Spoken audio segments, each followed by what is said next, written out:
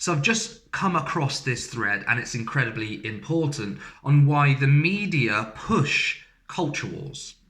Rhiannon L. Kostler, and I hope I haven't butchered her name, tweeted, "I wouldn't normally tweet about something like this, but here goes. I was going to go on BBC Radio 4 this morning to talk about why abortion is not a culture war issue in the UK like it is in the US. She was going to say there's no appetite for limiting or even debating abortion here, which is true. There's a very British sense of privacy and individual freedoms. Now, the BBC cancelled her appearance. That does happen now and again, but they ditched her. And what happened instead was there was a debate between Claire Cohen, who, in her words, had to skillfully and patiently explain female bodily autonomy yet again to a woman who believes a fetus is a person. So the BBC was going to have someone on who was going to say, great, the British people are correct. We support abortion. We support women's rights to choose or have autonomy over their own body.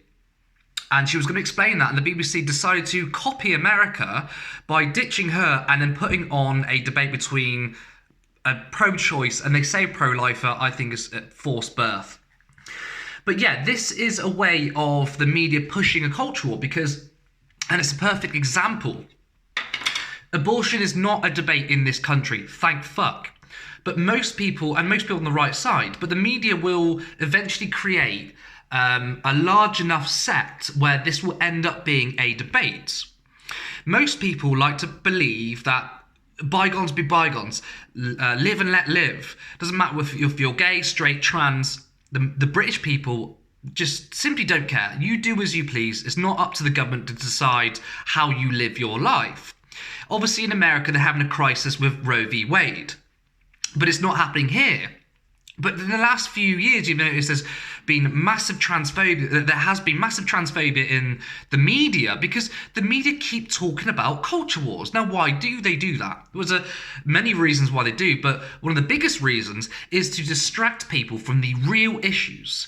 The real issues is the cost of living crisis, is the energy crisis, is inequality. You've got people like Jeff Bezos and Elon Musk making billions and billions of pounds every single year. During the pandemic, Amazon made record profits. Whilst at the same time in modern Britain 2022, you've got more people going to food banks, you've got people who can't afford to provide the basic necessities to live.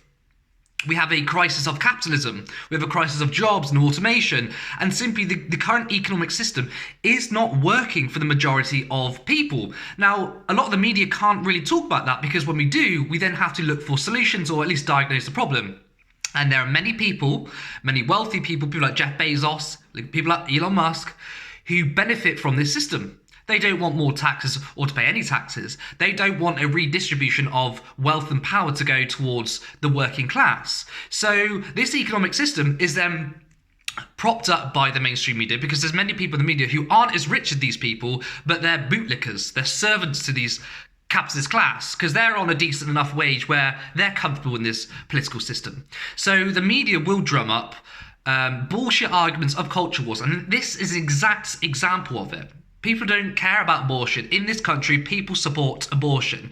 There's a very small sect and it's irrelevant.